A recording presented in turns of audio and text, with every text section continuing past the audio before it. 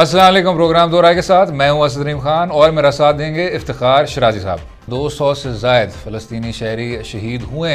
Israeli Askari कार्रवाई जो जारी है गज़ा में, अब ना सिर्फ ये बैनुल अक़वामी सतह पर बेतहाशा तशवीशनाक ज़ाहिर हुई है, लेकिन ऐसा भी वाज़ेह हुआ है कि पब्लिक ओपिनियन में कुछ ना कुछ तब्दीलियाँ आ रही हैं। वज़ीर आज़म इमरान खान साहब ने आज खुसूसी पैगाम के ज़रिए फ़लस्तीनी यकजहती का इजहार किया और साथ में इसी पब्लिक ओपिनियन की तब्दीली के मुतालिक बात की। लेकिन साथ में वज़ीर ख़ारजा शाह महमूद कुरैशी साहब ना सिर्फ अक़वाम मुत्तहिदा की जनरल असम्बली से मुखातिब होते हुए फ़लस्तीन के साथ हमदर्दी का इजहार किया, लेकिन फिर एक और CNN के इंटरव्यू में जो उन्होंने कुछ बातें की, उनको एक नस्ल परस्त तनाजुर में उनकी तनकीद की जा रही है। ज़रा सुन लेते हैं शाह महमूद कुरैशी साहब का क्या कहना था। Is losing out. They're losing the media war despite their connections. They are losing the media war. The tide is turning. What are their connections? Deep pockets. What does that mean? Well, they're very influential people. I mean, they control media. I would call that an anti-Semitic remark. Well, you see, the point is, they have a lot of influence. And they get a lot of coverage.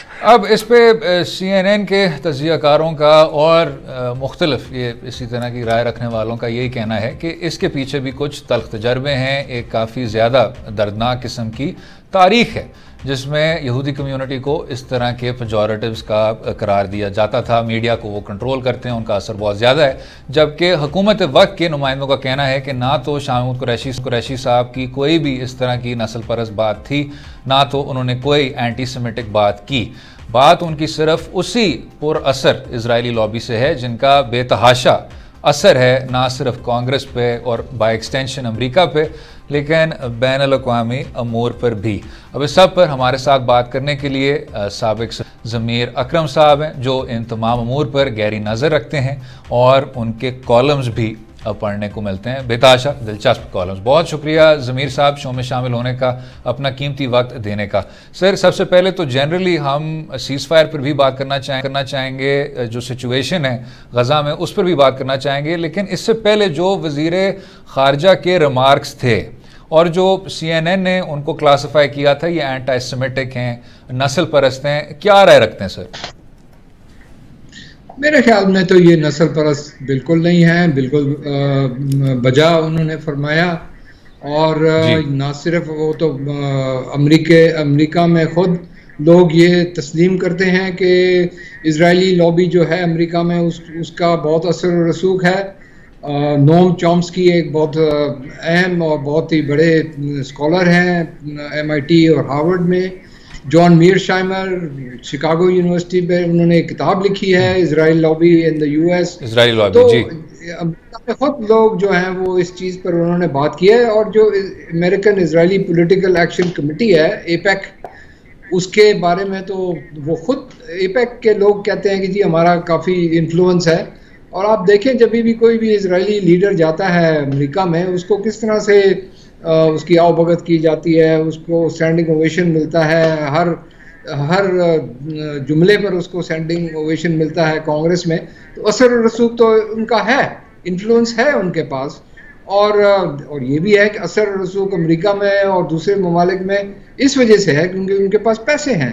तो जो foreign minister साहब ने जो बात की है उसमें कोई ऐसी गलत बात नहीं है, ना कि वो कोई नस्ल परस्ती की बात है। मेरे ख्याल में तो इन्होंने एक बहाना ढूंढा उनके ऊपर तनकीद करने के लिए, क्योंकि उनके पास और कुछ था नहीं कहने के लिए।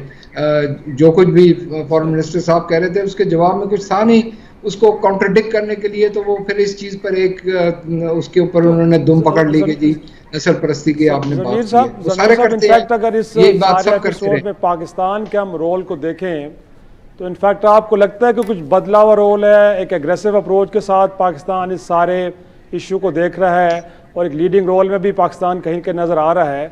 तो क्या लगता है ये तब्दीली कैसे आपको लगता है कि इसके पीछे वजूहात क्या हैं? और आज जो प्राइम मिनिस्टर फरमा रहे थे अपने एक पैगाम में भी आज टेलीविज़न पे नशर हुआ है कि सोशल मीडिया ने अब सूरत हाल को काफ़ी हद तक बदल दिया है और यूरोप के अंदर भी अब फ़लस्तीनियों के लिए हिमायत पैदा हो रही है।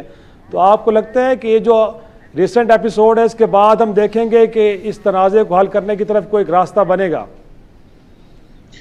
मेरा ख्याल है कि ये बनेगा रास्ता, क्योंकि देखिए अब तक जो है ना, ये जो मीडिया रेवोल्यूशन जो हुई है, और ना सिर्फ अमेरिकन मीडिया या वेस्टर्न मीडिया इस इशू को डोमिनेट कर रहा है, बट दुनिया का मीडिया इसके ऊपर तनकीद कर रहा है, उस पर बात कर रहा है। अल जज़ीरा है, दूसरे हैं। एक तो ये है, दूसरा ये सोशल मीडिया को कोई नहीं रोक सकता। उसके अंदर आप वीडियो अपलोड कर लें, कुछ भी वो कर लें, तो बात ढकी छुपी नहीं रहती है। पिछले वक्तों में ये होता था कि जो भी इजराइल करता था, जो भी ज़्यादतियाँ करता था, उसको अमेरिकन मीडिया या वेस्टर्न मीडिया छुपा के रखता था, उसको गलत तरीके से प्रोजेक्ट किया जाता था। उसमें एक सिर्फ फोकस होता था कि फ़लस्तीनी क्या कर रहे हैं, इजराइल क्या कर रहा है, उसके ऊपर कोई भी तनकीद नहीं होती थी, कोई भी एक्सपोजर नहीं होता था। तो ये जो है आजकल के जो हालात हैं मीडिया में, इंफॉर्मेशन रेवोल्यूशन की वजह से ये अभी बात ढकी छुपी नहीं रह सकती। और आप इसकी वजह से ही आप देख रहे हैं कि अमेरिका में भी लोग जो हैं वो सड़कों पर आ गए हैं, वो डेमोन्स्ट्रेट कर रहे हैं। दूसरे यूरोपियन ममालिक में भी, जो ये ममालिक जो हैं जो इजराइल के हामी हैं, अभी भी हैं, लेकिन वो सच को अब छुपा नहीं सकते हैं। बिल्कुल ठीक। और साथ में ज़मीर साहब ये बताइएगा, आपने देखा कि वज़ीर आज़म इमरान ख़ान साहब जब अक़वाम मुत्तहिदा से उसकी जनरल असम्बली में अक़वाम मुत्तहिदा से मुखातिब थे, तो जब उन्होंने मकबूजा कश्मीर के मौजू को उठाया तो उसके बाद ऐसे देखने को मिला कि कुछ हमायत में इजाफ़ा हुआ है, चाहे वो मलेशिया की जानिब से हो, तुर्की की जानिब से हो, मुख्तलिफ मुसलमान अक्सरियत रखने वाले ममालिक की जानिब से हो। तो जो हम यहाँ पब्लिक ओपिनियन में तब्दीली देख रहे हैं, और कई दहाइयों बाद अब जिस तरह आपने जिक्र किया, शराजी साहब ने जिक्र किया, यूरोप में भी हमायत में इजाफा हो रहा है, अमेरिका में भी बयानिए तब्दील हो रहे हैं। डेमोक्रेटिक पार्टी में आपने देखा उनका तरक्की पसंद विंग भरपूर तनकीद कर रहा है, जो कि पहले कभी आदमी सोच भी नहीं सकता था। क्या मकबूजा कश्मीर के मुतालिक भी इस तरह की पब्लिक ओपिनियन में इस तरह का शिफ्ट आ सकता है? ज़मीर साहब किस तरह देखते हैं? बिल्कुल आ सकता है, और हमें कोशिश करनी चाहिए कि जिस तरह से फ़लस्तीन के और गाज़ा में जो कुछ हुआ उसके ऊपर जो इंटरनेशनल मीडिया पे और ट्विटर पे और व्हाट्सएप और ये बाकी दीगर जो सोशल मीडिया के जो हैं, उनको हमें और बेहतर इस्तेमाल करने की ज़रूरत है। हमें अपने आप को ऑर्गेनाइज करने की ज़रूरत है कि हम ये जो इंस्ट्रूमेंट्स हैं और लेवरेजेस हैं, इनको हम बेहतर इस्तेमाल कर सकें। जो अपॉर्चुनिटीज़ हमें मिल रही हैं कश्मीर के इशू को ज़्यादा फ़रोग देने के लिए, उसको ज़्यादा प्रोजेक्ट करने के लिए, हमें ये सारी चीज़ें जो नए इंस्ट्रूमेंट्स जो हैं इंफॉर्मेशन एज में, उनको हमें इस्तेमाल करना चाहिए। और क्या लगता है आपको सर कि इनफैक्ट जो हालिया इक़दाम है इसराइल का, इसके बाद अरब वर्ल्ड और बिलखुसूस वो ममालिक के जिन्होंने इसराइल के साथ अपने सफारती ताल्लुकात रिसेंट पास्ट में कायम किए, आपको वो सेकंड थाट लेंगे या उनकी कुछ मजबूरियां जिनको लेके उसी तरह चलते रहेंगे जैसे चल रहे हैं? देखिए, इसमें मैं इसको देखता हूँ एक लंबे अरसे पे। ये बात सही है, और ये जो हमारे अरब भाई हैं, इन्होंने इजराइल के पीठ में छुरा घोंपा है। आपने देखा ये सो कॉल्ड अब्राहम अकॉर्ड जो इन्होंने किए थे ट्रंप के ज़माने में, उसका नतीजा क्या हुआ। और उन्होंने हर ये जो अरब ममालिक हैं, मैं उनका नाम नहीं लेना चाहता, लेकिन आपको पता है कौन है, ये लोग अपने अपने बायलैटरल अपनी फ़ायदे मफादात के लिए फ़लस्तीनियों के ख़िलाफ़ इन्होंने जो कुछ किया और उनको बिट्रे किया है। तो ये बिट्रेयल जो है एक लीडरशिप लेवल पर है। जो रूलर्स हैं, ऑटोक्रेटिक जो डिक्टेटर्स हैं इन मुस्लिम अरब कंट्रीज़, ये इनकी पॉलिसीज़ है अपने आप को बचाने के लिए। लेकिन जो अवाम है, जो सो कॉल्ड अरब स्ट्रीट जिसको कहा जाता है, उसमें तो बहुत गम और गुस्से का इजहार किया जा रहा है। और इन लीडर्स को, इन ऑटोक्रेट्स और शेख्स को इसका अंदाज़ा लेना पड़ेगा, इसको अपने पॉलिसीज़ में रिफ्लेक्ट करना पड़ेगा। अगर ये नहीं करेंगे तो इनके ख़िलाफ़ वही होगा जो अभी गाज़ा में हो रहा है और दूसरे फ़लस्तीन के इलाकों में हो रहा है, और इनका भी तख्ता उलट सकता है। तो अरब स्प्रिंग जो है वो ख़त्म नहीं हुई, अभी एक नेक्स्ट अरब स्प्रिंग भी आ सकती है। अच्छा ज़मीर साहब, बिल्कुल आखिर में सर आपकी बात से क्या हम ये इन्फर कर सकते हैं कि कुछ माह पहले नवंबर दिसंबर के लगभग एक काफ़ी तशवीशनाक सूरत हाल पैदा हुई पाकिस्तान में। कुछ सहाफ़ी भी ट्रायल बलून्स के तौर पे ये चीज़ कह रहे थे कि शायद पाकिस्तान को अपने ऑप्शंस भी सामने रखने चाहिए, अगर अरब ममालिक इसराइल को तस्लीम कर सकते हैं तो पाकिस्तान को भी तस्लीम करना चाहिए। क्या सर इसका जवाब हरगिज़ नहीं होना चाहिए? और अब जो गज़ा में इस तरह के मैसेकर हो रहे हैं उसकी रोशनी में क्या ये सारी जो डिस्कशन थी, अफवाहें थी, अनरियलिस्टिक नहीं थी? बिल्कुल अनरियलिस्टिक थी। मैं आपको याद दहानी कर दूं कि उस वक्त भी मुझे जब ये पूछा गया था दूसरे चैनल्स पे, उस वक्त भी मैंने ये कहा था कि हमें हरगिज़ नहीं इज़राइल को तस्लीम करना चाहिए, ना कि हमें उनके साथ ताल्लुकात कायम करना चाहिए। उसकी वजह दो वजह हैं। एक उसकी दो वजूहत हैं। इस पहली वजह ये है कि एक हक खुद इरादी जो है प्रिंसिपल, वो हमारे मुल्क का बेसिस है, वो हमारा जो कश्मीर में मौक़िफ़ है उसका बेसिस है। तो अगर हम फ़लस्तीनियों के बारे में अगर इस प्रिंसिपल को हम सेक्रीफाइस कर देंगे तो फिर हम कहाँ खड़े रहेंगे? एक प्रिंसिपल पर हमें खड़ा रहना चाहिए, नंबर 1। नंबर 2, हमें इज़राइल से कुछ नहीं मिलने लगा। अगर आप चाहते हैं कि ये जो इन लोगों के ख्यालात हैं, जो लोग कह रहे थे कि जी इज़राइल से आप ताल्लुक़ ठीक कर लें तो हमारे हालात बेहतर हो जाएंगे, मैं यकीन से कह सकता हूँ कि वो वक्त जब था वो गुज़र गया। वो था जब प्राइम मिनिस्टर भुट्टो के वक्त में या इवन प्रेसिडेंट मुशर्रफ के ज़माने में वो वक्त था जब हमें कुछ हासिल हो सकता। लेकिन इस वक्त जब हिंदुस्तान और इज़राइल के दरमियान इतने गहरे ताल्लुकात हैं और उनके दरमियान एक स्ट्रेटिजिक रिलेशनशिप है, इज़राइल हिंदुस्तान के बरक्स हमें क्या देने के लिए तैयार होगा? वो तो कुछ भी नहीं है। तो हमें कोई हकीकत पसंद होना चाहिए और इस किस्म की जो बातें हैं ये हमें रियलिस्टिकली इसको डील करना चाहिए। Last point I want to make इसके देखें, जो हमास या जो फ़लस्तीनी जो उनकी जंग है वो एक एसिमेट्रिकल वॉरफेयर है।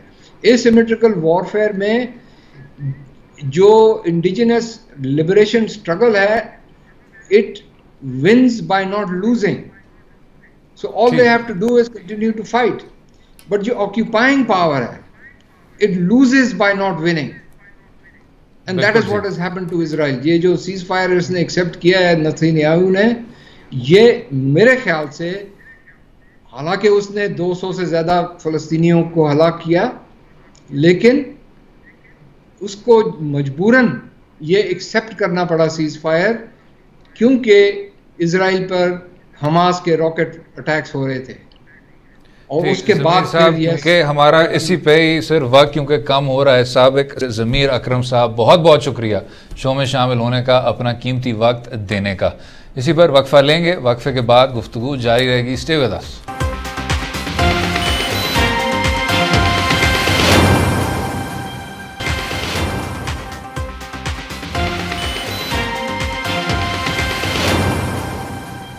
Welcome back to Do Raaye. बात करेंगे शुगर इंक्वायरी रिपोर्ट के बाद जो हुकूमत वक्त ने मुख्तलिफ तफ्तीश करने की कार्रवाई की और अदारों को काम सौंपे गए। उसमें नेशनल अकाउंटेबिलिटी ब्यूरो, FIA और SECP को ये तमाम केसेस असाइन किए गए कि शुगर इंक्वायरी रिपोर्ट में जितने भी नाम हैं उनके खिलाफ ना सिर्फ कार्रवाई हो, लेकिन एक तरह से इस्लाहात की तरफ बात बढ़े। लेकिन देखने को ये मिला कि ना सिर्फ तो शुगर इंक्वायरी रिपोर्ट पर उस तरह की इम्प्लीमेंटेशन ना हो सकी, पाकिस्तान तहरीक इंसाफ में दरारें पड़ गईं। हालांकि मुख्तलिफ वज़रा के नाम थे, मुशीर के नाम थे रिपोर्ट में। पाकिस्तान तहरीक इंसाफ के साबिक जनरल सेक्रेटरी पर मुख्तलिफ केसेस रजिस्टर हुए FIA में, जिसमें कॉर्पोरेट फ्रॉड, मनी लॉन्ड्रिंग और दीगर किस्म के इल्ज़ामात लगाए गए। उसके बाद उन्हीं की एक तंजीम बन गई जिसमें मुख्तलिफ रुकन कौमी असम्बली के और सूबाई असम्बली के शामिल थे, जिनका कहना यह था वज़ीर आज़म इमरान खान साहब से कि ना तो पंजाब हुकूमत को हमारे साथ कोई विक्टिमाइजेशन करनी चाहिए और साथ में जो साबिक जनरल सेक्रेटरी के तहफ़्फ़ुज़ात हैं उनको भी दूर करने चाहिए। तो इन तमाम मामलात पर बात करने के लिए हमारे साथ हैं पाकिस्तान इंसाफ के सीनियर रहनुमा और साबिक वफाकी वज़ीर इसहाक़ खक़वानी साहब। बहुत शुक्रिया खक़वानी साहब शो में शामिल होने का, अपना कीमती वक्त हमें देने का। ये बताइएगा सर, जो आज डेवलपमेंट हुई है सर कि पाकिस्तान तहरीक इंसाफ के कुछ MPAs ने वज़ीर आला उस्मान बुज़दार साहब से मुलाकात की, उनको गिला भी ये थी कि पंजाब हुकूमत उनको विक्टिमाइज़ कर रही है, लेकिन नतीजा ये हुआ सर कि तरक्याती फ़ंड्स पर पंजाब हुकूमत ने मंजूरी दे दी कि बजट पास होने से पहले तमाम MPAs को फैसिलिटेट किया जाएगा। तो इसहाक़ साहब, अगर आप इसमें सर हमें ज़रा एक वॉक थ्रू कर सकें कि मकसद क्या था और आखिर में इस नतीजे पर पहुंचना कि तरक्याती फ़ंड्स हमें मिल जाएं या उन तक हमें रसाई हासिल हो जाए, ये ट्रैजेक्टरी क्या थी सर? जी भाई साहब, मैं थोड़ा सा इसकी तशरीह कर दूं कि ये सिर्फ बुनियाद ये नहीं थी कि ये हमें तरक्याती फ़ंड मिल जाएं तो बाकी चीज़ें सारे मसले हल हो जाएंगे। ये बात बिल्कुल सही नहीं है। हुआ ये कि जब प्राइम मिनिस्टर साहब ने इन MPAs और MNAs को मिले और उन्होंने कहा कि मैं इंक्वायरी जो है, अगर आप समझते हैं कि गलत हुई है या उसमें बायस था या लोगों ने उसमें अंदर कोई मिलावट की है और किसी से इंसाफ की कोई तवक्को थी, वो इंसाफ नहीं हो रहा, तो मैं इसकी इंक्वायरी अपना मिलने वाला और जिस पे मुझे इतबार है अली ज़फ़र साहब को दूंगा। इतनी बात हुई, बाकी सब उन्होंने कहा ठीक है और वो लोग तसल्ली से वापस आ गए। जब यहाँ आए तो पंजाब हुकूमत का कुछ रवैया किस वजह से तब्दील हुआ, इसका मुझे मतलब शक व शबहात तो हैं, मगर मुझे पक्का इसका इल्म नहीं है कि उन्होंने MPAs के साथ वो रवैया रखने लग गए कि उनके साथ तमाम कोऑपरेशन उन्होंने छोड़ दी उन बंदों की जो प्राइम मिनिस्टर साहब को मिले थे, और उनमें से उन लोगों के जो तरक्याती फ़ंड जो कि उनका हक बनता है इलाके में, वो उन लोगों की भलाई के लिए एक मनसूबा जात दिए जाते हैं, वो हर हुकूमत देती रही है। और हालांकि उसके अंदर बहुत सारे सुकुम हैं जो कि इमरान खान साहब को ख़ुद कहते थे कि ये तरक्याती फ़ंड जो है इसको टूल के तौर पर इस्तेमाल नहीं होना चाहिए, ये एक बुनियादी हकूक़ हैं, इलाकाई तौर पर लोगों को फ़ंड मिलने चाहिए ताकि एक यूनिफॉर्म किस्म की तरक्की पूरे मुल्क में होनी चाहिए। वो खैर एक अलहदा बहस है। जब ये इनको चीफ मिनिस्टर के दफ्तर में ये रोका गया और उनमें लोगों को बुला के कहा गया कि हम आपको ज़्यादा तरक्याती फ़ंड देंगे अगर आप जहांगीर खान के ग्रुप को छोड़ दें। अच्छा, जब ये बात हुई फिर एक MPA साहब ने जो उनके साथ ज़रा ज़्यादा सख्ती से उन्होंने काम किया था उसके ख़िलाफ़ एक FIR करा दी। और इसके अलावा एक और उनसर हुआ कि एक MPA साहब जिनके साथ काफ़ी नाराज़गी और बढ़ गई, उन्होंने अफसरान उनके हलके में तब्दील कर दिए। मतलब है कि उनके असिस्टेंट कमिश्नर और एक दो बंदों के उन्होंने ऑर्डर कर दिए। तो इसका जब हमारे यहाँ परसों मुलाकात हुई और 19 तारीख को हमारी तारीख थी, तो 18 तारीख को शाम को जब हम सब इकट्ठे हुए तो सब ने अपने गिले किए कि जनाब प्राइम मिनिस्टर साहब ने तो हमें ये कहा था और चीफ मिनिस्टर साहब के दफ्तर में हमारे साथ ये सलूक हो रहा है। इसके ऊपर फिर झगड़ा हो गया कि अगर आप का मकसद है कि हमारे यहाँ तफरीक डालना और हमारे ग्रुप के अंदर तकसीम करना आपका फ़र्ज़ बन गया है, ना कि आप हमारे मसले मसाइल को हल करें, और ना भी करें तो कम अज़ कम जो प्राइम मिनिस्टर साहब ने एक अंदिया दिया था कि मैं सबके साथ इंसाफ से चलूँगा, उसकी भी आपने बरक्स काम शुरू कर दिया। तो उस पर सब खड़े हो गए और उन्होंने कहा जहांगीर खान हम ये काम नहीं होने देंगे, हम इस ग्रुप के अंदर अगर हमारे यहाँ आपस में तफरीक डाली गई तो हम इसका मुकाबला करेंगे। उस पर झगड़ा हुआ और जब ये चीज़ें बाहर आईं और तो फिर चीफ मिनिस्टर ने ये बातें तो काफी बार हो चुकी हैं, लेकिन मैं ये जानना चाह रहा हूं सर, एक तो ये बताएगा कि क्या अब वज़ीर आला पंजाब ने इस बात की यकीन दहानी करा दी है कि जो विक्टिमाइजेशन हो रही थी, जिस तरह आप कह रहे हैं कि तरक्याती फ़ंड रोके जा रहे थे, अफसरान के तबादले किए जा रहे थे, जो FIR दर्ज हुई थी वो वापस हो जाएगी। और फिर आपने एक बात की कि कुछ आपको शक है कि ये डोरें कहाँ से हिल रही थी, तो सर कुछ नाज़रीन को बताएं कि क्या ये वफाक से कोई अहकामात पंजाब हुकूमत को आ रहे थे या पीटीआई का कोई ताकतवर धड़ा है जो वज़ीर आला पंजाब को इन्फ्लुएंस कर रहा था, उस बुनियाद पर फिर ये विक्टिमाइजेशन हो रही थी? जी हाँ, ये भाई साहब बात अभी इसका रिज़ल्ट आना है और इसकी तफ्तीश होनी है। हमें अपने जो चीज़ें हमें पता लगेंगी हम आपके साथ शेयर करेंगे। अभी तक जो चीज़ सामने आई है वो मैंने आपको अर्ज़ की है। इसके अंदर किसी ने नहीं कहा इन आज की मीटिंग में कि हमें किसने कहा है ये नहीं, बल्कि सब ने उसकी कहा कि हमने तो ऐसा काम ही कोई नहीं किया, जैसे दफ्तरों में और दोस्तों में और पार्टियों में होता रहता है कि कोई आदमी सही तरह बात नहीं करता। ठीक है, उन्होंने ये नहीं बताया कि कहाँ से ये शुरुआत कहाँ से हो रही है। अच्छा, लेकिन खाकवानी साहब ये बार बार जो शुरू में शहजाद अकबर साहब पे शक का इजहार किया जा रहा है कि वो एक नेगेटिव माइंड के साथ जहांगीर तरीन खान साहब के खिलाफ तहकीकात कर रहे हैं, तो इस शक की बुनियाद भी तो कोई होगी ना सर? क्या खुद शहजाद अकबर साहब के कोई एक दुश्मनी है उनके साथ, या आपको लगता है कि उनको इस्तेमाल किया जा रहा है उनके ऑफिस को, और पीछे कोई और ताकत है कि जो जहांगीर तरीन खान साहब के खिलाफ इस तरह की कार्रवाइयों के लिए शहजाद अकबर साहब को कह रही है? जी हाँ, मैं अर्ज़ करूँ जो अभी तक चीज़ सामने आई है वो एहतसाब सेल के हेड हैं, साथ ही उनको वजारत अपना इंटीरियर का दाखिला का जो एक सेक्शन है FIA का वो उनके सपुर्द किया गया है। उसकी बाकायदा नोटिफिकेशन है और वो अपनी नोटिफिकेशन में लिखते हैं कि मैं special assistant to the prime minister हूँ on ehtesab and minister for state for interior. ये वो अपना वो साथ लिखते हैं, उनका ये ओहदा है। और उसके अंदर उनको FIA का चार्ज देने का मकसद यही है कि जी वो उस महकमे को अपनी मर्ज़ी के साथ अगर इस्तेमाल करते हैं और किसी के ख़िलाफ़ इस्तेमाल करते हैं, तो उसमें कई हजरात इस चीज़ पर एतराज़ कर चुके हैं। पार्टी के अंदर भी लोग कर चुके हैं, जहांगीर खान साहब भी कर चुके हैं, और बाकी लोग जो दूसरी जमातों में हैं साहब वहाँ पर भी वो बाकी जी आपकी राय ज़रा बजट पे भी लेना चाहेंगे। ज़रा पहले सुन लेते हैं हुकूमत वक्त के कुछ अहम नुमाइंदों का, इसके मुतालिक क्या कुछ उन्होंने फरमाया। फजलो करम से आज हल हो गए हैं। हम PTI का हिस्सा थे, PTI में हैं और इंशाअल्लाह ताला PTI में रहेंगे।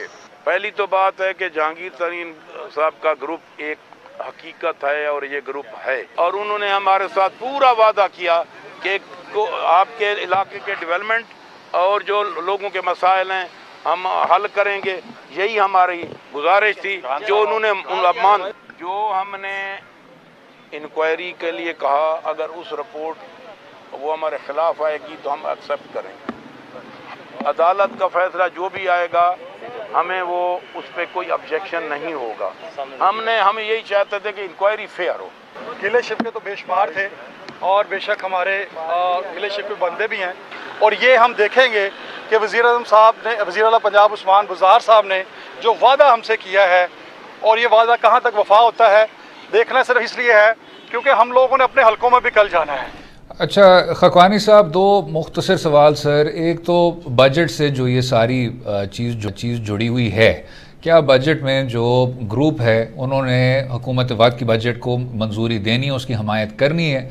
और दूसरा सवाल सर, अगर रिपोर्ट मनफी में आए, अगर वो कहे कि FIA की तफ्तीश में कोई उस तरह की कोताहियाँ नहीं थी, या जिस तरह की कोताहियाँ हैं उनके बावजूद इस इन्वेस्टिगेशन को आगे बढ़ना चाहिए, क्या ये भी ग्रुप मंजूर कर लेगा? क्या राय रखते हैं?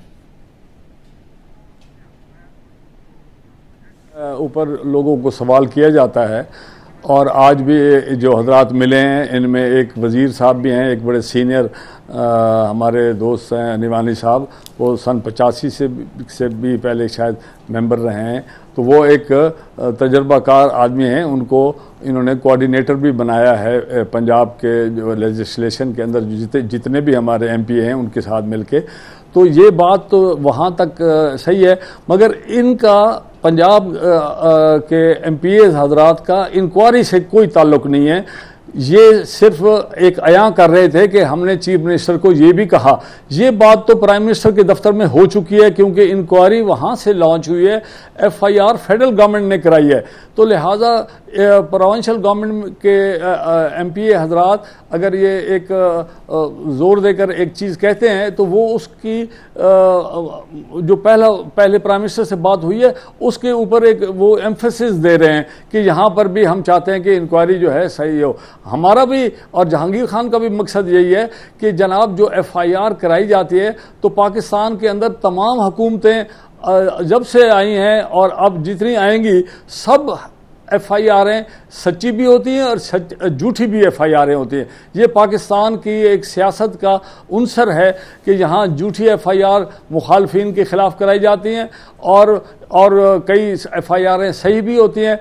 तो प्राइम मिनिस्टर ने जो वादा किया है, उन्होंने कहा है कि मैं अपने एक आदमी से ये अक्स कराना चाहता हूँ, वो देखेगा कि जी आया FIR जो हुई हैं वाकई वो सही हुई हैं या उनके अंदर किसी ने अपने कोई ना कोई इख्तरा निकाली है और उन्होंने कोई गलत तरीके से लोगों को फंसाने के लिए किया है। वो उसकी रिपोर्ट अली ज़फ़र साहब देखते हैं, वो कब देते हैं, वो आ जानी चाहिए थी, क्योंकि इतनी बड़ी इंक्वायरी तो थी नहीं। मेरे ख्याल में उनको शायद प्राइम मिनिस्टर से टाइम नहीं मिल रहा, या उनके पास प्राइम मिनिस्टर भी आखिर पाकिस्तान के अंदर बहुत सारे काम कर रहे हैं। तो लेकिन आप खाकवानी साहब दुरुस्त कह रहे हैं कि जिस थाने में हुई है या जिस इदारे ने भी FIR दर्ज की, उसके मुताल्लिक़ अफसर को ज़रूर पता होगा कि उसके पास अहकामात कहाँ से आए थे। लेकिन जो मैं आपकी गुफ्तगू से अखज़ कर रहा हूँ सर, इसका मतलब है कि जो अपोजिशन की जमातें ये एक बात कर रही हैं कि इदारे इस मुल्क के अंदर लोगों की विक्टिमाइजेशन के लिए इस्तेमाल हो रहे हैं, तो फिर आपको लगता है कि अपोजिशन के इस बयाने के अंदर कुछ ना कुछ जान है? क्योंकि अब पार्टी के अंदर से भी बहुत सारे लोग, आप जैसे लोग कह रहे हैं कि वो FIA का इदारा हो या दीगर इदारे हों, वो लोगों के विक्टिमाइजेशन के लिए इस्तेमाल हो रहे हैं। तो हम आप इस बात को दुरुस्त माने कि जो अपोजिशन भी कह रही है वो दुरुस्त कह रही है? मैं तो एक आपसे पहले ही अर्ज़ कर दिया, आपने मेरी अगर पहले बात सुन लें, मैं तो यही कहा है कि पाकिस्तान के अंदर ये रिवायत रही है कि पाकिस्तान की जो भी हुकूमत आई है उन्होंने अपने मकासद के लिए अपने मुखालफिन के ख़िलाफ़ FIR कराई हैं और अपने साथी जो उनके साथ नाराज़ हो जाते हैं किसी वजह से, और ये उनके ख़िलाफ़ भी होती हैं FIR। तो ये तो कोई नई बात मेरे से तो कहने से तो ये सिलसिला अब भी चल रहा है, नई साबित नहीं आ रही। जी हाँ, मैं तो कह रहा हूँ आपको, मैंने तो कब के आज का नहीं कह रहा, मैं तो हमेशा के लिए जितनी भी FIR होती हैं, कई सच्ची होती हैं कई झूठी होती हैं, ये हमारा वतीरा बन गया है पाकिस्तान का। मैं तो आपसे कह रहा हूँ। बिल्कुल ठीक है, इसी नुक्ते पर वक्फा लेंगे, वक्फे के बाद इसाक खाकवानी साहब गुफ्तगू जारी रहेगी।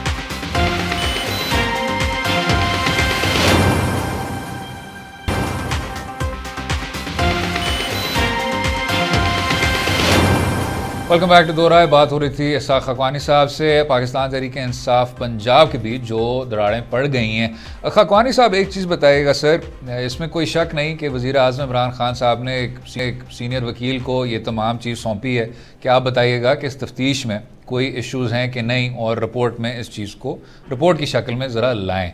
लेकिन सर जो हालांकि आपके ग्रुप ने भी कहा कि हमें एतमाद है इस प्रोसेस पे और हम रिपोर्ट को उसी रोशनी में पढ़ेंगे, कोई कानूनी इख्तियार तो नहीं है। ये तो एक बहुत बुनियादी कानूनी असूल है कि जब तफ्तीश हो रही हो, इन्वेस्टिगेशन हो रही हो, तो आप उसमें ना तो रुकावटें डाल सकते हैं ना उसको रोक सकते हैं।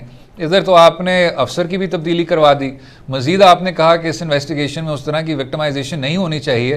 क्या ये अदालत का दायरा इख्तियार नहीं है ये साबित करना कि तफ्तीश में कोई इस तरह के इश्यूज़ थे या इस तरह की बुरी या बदनीयती थी, और फिर उसके बाद आपको उस तरह सुरखरू करें? या आपकी बिल्कुल बात सही है। जब FIR हो जाती है तो FIR के बाद FIR इदारे का उसमें कोई अमल दखल नहीं रह जाता, वो फिर स्टेट की और अदालत की प्रॉपर्टी बन जाती है जी। वो फिर उसके ऊपर वो फैसला करते हैं कि आया FIR के जो कवायद हैं वो सही हैं या गलत हैं, आया उस बंदे के ख़िलाफ़ ये चीज़ साबित कर सके या नहीं कर सके, फिर अदालत का फैसला होता है। मैं सिर्फ आपको ये अर्ज़ कर रहा था, ये जब बात चली है तो उनके सिर्फ गोश गुजार यही की गई प्राइम मिनिस्टर साहब के कि आपके दफ्तर में जो लोग FIR बनाने में अपना असर रसूख इस्तेमाल कर रहे थे। उन्होंने FIR झूठी बनाई हैं, कंकॉक्टेड लफ्ज़ है कि उन्होंने उसको मिला जुला के बनाया है। आप किसी बंदे से पूछ लें। और अच्छा, वो तो अपने इस अली ज़फ़र साहब की इसके अंदर कोई कानूनी हैसियत नहीं है, उनकी रिपोर्ट की भी कोई कानूनी हैसियत नहीं है, और ना ही ये लोगों में शेयर किया जाएगी, जो मैं समझता हूँ। क्योंकि एक उन्होंने ज़ाती तौर पर एलिगेशन हमारी तरफ से लगाई गई, और वहाँ से उनको एक अपना जिन पे इतबार है उस बंदे से उन्होंने पूछा कि तुम वकील हो, इतने बड़े सीनियर आदमी हो, आप बताओ कि इसमें दफ्तर वालों ने कितनी मिलावट की है, कितने। आपको अंदाज़ा है कि जब 2014 में धरना हो रहा था 2013 के इलेक्शन के ख़िलाफ़, तो इमरान खान के ऊपर एक FIR हुई, और उस FIR में था कि इन्होंने PTV के दफ्तर में जाकर तोड़ फोड़ की और लोगों को मारा पीटा है। तो वो FIR वो फिर वो सही थी? इमरान खान साहब को खुद पता है, अपना मुशर्रफ साहब के वक्त में एक FIR की गई पाकिस्तान के उनके अपना खिलाफ, इन्होंने काम किया, इनको उन्होंने नहीं तो खकवानी साहब को वो किया था, और उसकी 15 साल की सजा थी। तो ये FIR भाई साहब आप जानते हैं कैसी होती हैं? Just to be clear sir, आपका बिल्कुल ये नुक्ता आपका वाजे है कि FIR के पीछे जो भी अवामिल हैं वो सबके सामने हैं। इस पर सर जो एक और जो इशू है, जो आपने कहा कि इस रिपोर्ट की कोई कानूनी हैसियत नहीं होगी, अगर कानूनी हैसियत नहीं होगी खाकवानी साहब, तो इस तमाम प्रोसेस का मकसद क्या है आपके करीब? कहाँ इसका एक मकसद है, वो मैं अर्ज कर देता हूँ। कई लोग इसमें जाते नहीं, आपने शुक्र है इसका सवाल किया। सवाल ये है कि इस रिपोर्ट के बनाने में जिन हजरात ने काम किया और जिस तरीके से प्राइम मिनिस्टर के जहन को परखंदा किया, उसकी इस्लाह हो जाएगी। बाकी सारा कुछ अपनी किस्मत या नसीब, किसको सजा मिलती है किसको नहीं मिलती। नहीं, इस्लाह से मुराद खाकवानी साहब क्या है? इस्लाह से मुराद क्या है कि वो लोग जो मुलव्वस थे उनको सजा भी मिलेगी, या सारे मामले पे मट्टी डाल के तो आगे बढ़ने की कोशिश की जाएगी?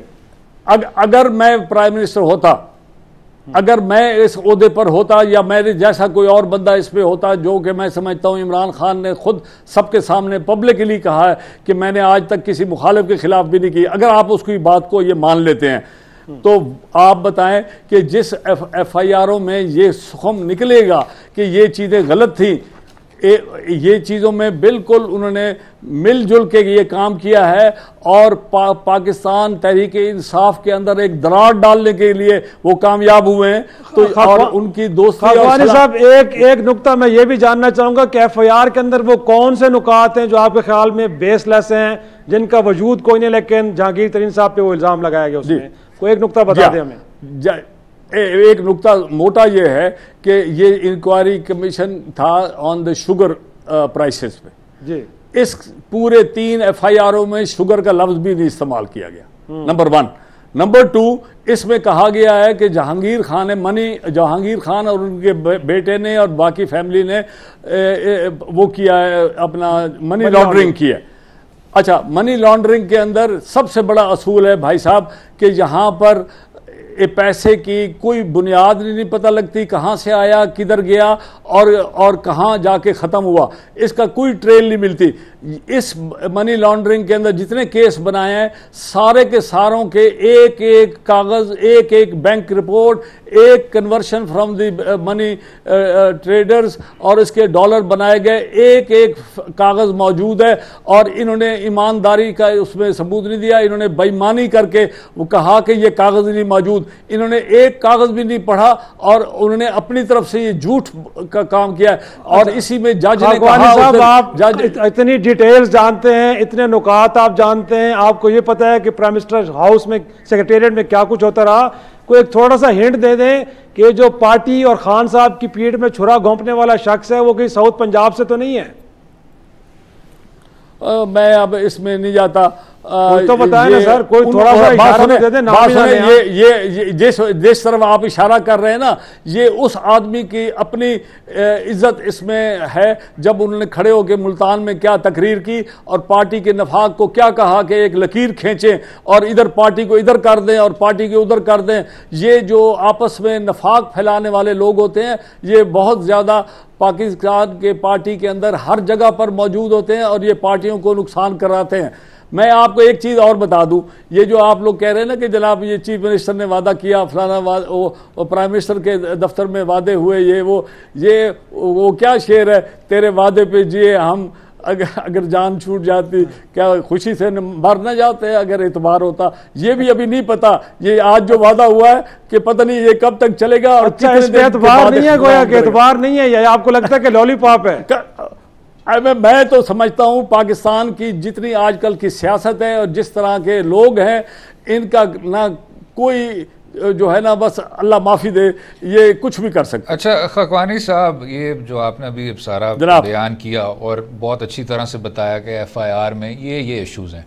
सर अगर एक ट्रैक रिकॉर्ड है एक शख्स का, 2006 में उनका नाम आया शुगर माफिया से जुड़ा हुआ, फिर उसके बाद उन्होंने एतराफ़ किया इनसाइडर ट्रेडिंग का, जो कि अदालत उज़्मा ने इस चीज़ को तस्लीम की, फिर उसके बाद वो नाअहल भी हो गए, ताहयात नाअहल हुए, 2 लैंडमार्क जजमेंट्स हैं इसी नुक्ते पे। अब उनका नाम आ गया शुगर माफिया से जुड़ा हुआ और फिर उसके बाद उन पर दीगर FIA के इल्ज़ामात लग गए। बिल्कुल आपने कहा इस FIR में ये कोताहियाँ, ये कमज़ोरियाँ हैं, लेकिन मकसद ये सामने रखना कि जी इन साहब की विक्टिमाइजेशन हो रही है, तो सर वो तो अलीम खान साहब पे भी केस हुआ, सिब्तैन खान साहब पे भी केस हुआ, पाकिस्तान तहरीक इंसाफ के मुख्तलिफ लीडरान पे आज भी इल्ज़ामात लग रहे हैं, जुल्फ़ी बुखारी साहब ने भी इस्तीफ़ा दे दिया। तो इस फ़िज़ा में खकवानी साहब ये शख्स खसूसी क्यों है या फ़र्क क्यों है? ये इसमें कई अवामिल शामिल होते हैं भाई साहब जी। आप सिर्फ उस दिन की हेडलाइनें पढ़ लें अखबारों में जी, जिस दिन ये फैसला आया था कि जी जहांगीर खान को नाअहल कर दिया गया, और साथ ही अपना उस दिन की है कि क्या हेडलाइन है आपके अखबार में कि ये बैलेंसिंग एक्ट है। बैलेंसिंग एक्ट ये हमारी अदालतें भी करती रहते हैं और हमारे लोग भी करते रहते हैं, इसमें हमारे जो हजरात हैं पॉलिटिकल वो भी इसमें अमल करते हैं कि अपने मुखालफीन को हटाने के लिए वो हर चीज़ करते हैं। मुखालिफ वो नहीं है जो कि पार्टी का मुखालिफ है और बाहर दूसरी जमात है, पार्टी के अंदर जो रसाकशी होती है उसके लिए भी लोग काम करते हैं, उसमें बड़े बड़े लोग काम करते हैं। और मैं आपको किसी दिन अगर कोई मौका मिला तो मैं आपको इसकी तफसील अलहदा बताऊँगा। आप अगर जिस दिन भी ख्वाहिश करें मैं आपको एक एक चीज़ बताऊँगा कि कैसे उस केस में क्या हुआ और क्या नहीं हुआ। इसी पर इसाक खकवानी साहब बहुत शुक्रिया शामिल होने का, अपना कीमती वक्त हमें देने का। वक्फा लेंगे, वक्फे के बाद गुफ्तगू जारी रहेगी। स्टे विद अस।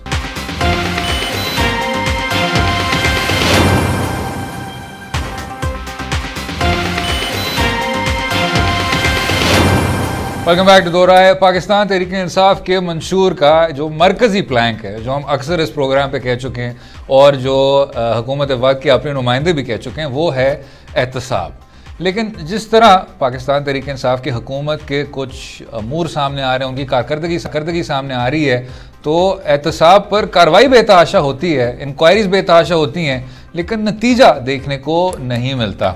खसूसी मुआवन समुंदर पार पाकिस्तानियों के जुल्फ़ी बुखारी साहब, उन्होंने अपना इस्तीफ़ा दे दिया है। साथ में ये भी कहा, जो कि शायद थोड़ी सी अनप्रेसिडेंटेड बात है, कि मेरा नाम आप ECL में भी शामिल कर दें, यानी मैं मुल्क से बाहर जा ही नहीं सकूँगा, मैं तफ्तीश को फेस करूँगा और उसके बाद अपना नाम मैं क्लियर करूँगा।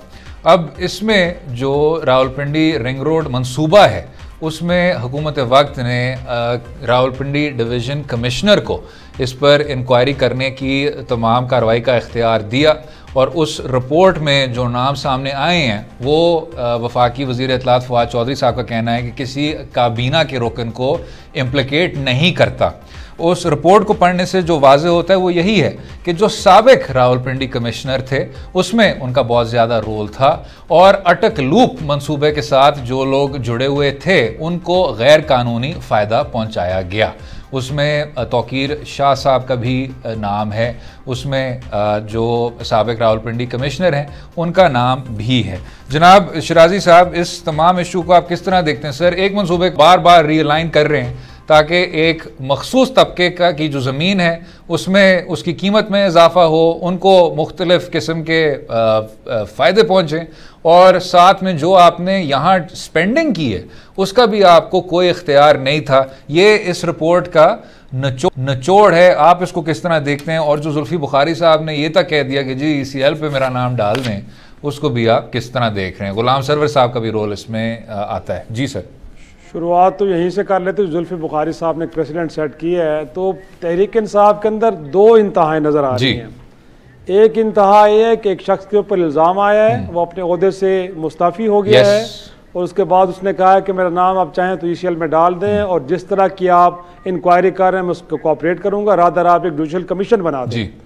और दूसरी इंतहा क्या है, वो जहांगीर तरीन साहब की है कि उनके खिलाफ एक FIR कटती है तो वो 40-50 लोगों का एक जत्था बना लेते हैं, और फिर हुकूमत वक्त को कहा जाता है कि शहजाद अकबर साहब के ऊपर उनको शक है कि वो विक्टिमाइजेशन कर रहे हैं, ये FIR झूठी है, जो लोग इन्वेस्टिगेट कर रहे हैं अफसरान इनके ऊपर हमें शक है कि ये भी हमें विक्टिमाइज कर रहे हैं, ये जो मनी लॉन्ड्रिंग का इल्ज़ाम है ये भी दुरुस्त नहीं है, और ज़ाहिर सी बात तो कंसेशन लेना चाह रहे हैं। तो मैं बड़ा हैरान होता हूँ कि एक ही पार्टी के अंदर दो तरह की इंतहाएं हमें देखने को मिलती हैं। अब आ जाते हैं रिंग रोड के मामले पे। रिंग रोड मनसूबे के अंदर जो पहले का प्लान नेस्पाक ने बनाया था और पिछली दौर हुकूमत के अंदर अप्रूव था, उसके अंदर तब्दीलियां क्यों लाई गई, और जब ये तब्दीलियां लाई गई तो मैं ये जानना चाह रहा हूं कि सारी के सारा मामला चीफ मिनिस्टर पंजाब के इल्म में था। ये असद बात आप नहीं कह सकते, और कोई इसको हजम करने के लिए तैयार नहीं है कि एक कमिश्नर सारे प्लान के अंदर तब्दीलियां कर रहा था और उसके बाद मीटिंग्स में जाके तो बड़े आराम से अप्रूवल ले लेता था, और हुकूमत को कोई आला शख्स जिसमें चीफ मिनिस्टर यकीनी तौर पर उस मीटिंग का हिस्सा होते थे, वहाँ पे कोई सवाल नहीं उठा रहा था कि जो एक लीगल फोरम है उसके ऊपर इस सारे मामले को डिस्कस डिबेट करके क्या अप्रूवल ली भी जा रही कि नहीं जा रही। इस दौरान पैसे लोगों को दिए गए, अदायगियाँ तक हो रही हैं लोगों को, और अब ये कहा जा रहा है कि सारा का सारा मामला एक कमिश्नर ने किया, और कहीं उसके एक भाई हैं जो एक सुहासन सोसाइटी के फ्रंटमैन हैं या हिस्सेदार हैं या बाकी कुछ लोग थे। अब मैं देखे ना, इस सारी रिपोर्ट आपकी नज़र से भी गुजरी होगी, पढ़ी मैंने। उस रिपोर्ट के अंदर कहीं भी गुलाम सरवर खान जो हवाबाजी के मिनिस्टर हैं, या जुल्फी बुखारी जो ओवरसीज़ के मुआविन ख़ुसूसी हैं प्राइम मिनिस्टर के, कहीं उनका नाम दर्ज नहीं है। लेकिन ये किसी ने जानने की कोशिश की है कि मीडिया हाउसेस को या मीडिया के लोगों को ये नाम किसने फीड किए? बट इसमें ये बड़ा एक अहम सवाल है। ये साहब, और इसका जो इसी सवाल का जो शायद मुतजाद है वो यही है, जो कन्वर्स सवाल है। आपको याद होगा आपने कहा कि दो मुख्तलिफ मसालें कायम हुई हैं। एक जो ये प्रेशर ग्रुप बन गया है जिसमें आपको तो पता है सर जो चीनी के सरमायाकार हैं उनके भी बुनियादी हकूक़ हैं। शराजी साहब ज़रा आप हमदर्द नहीं है, लेकिन चलें वो और बात है।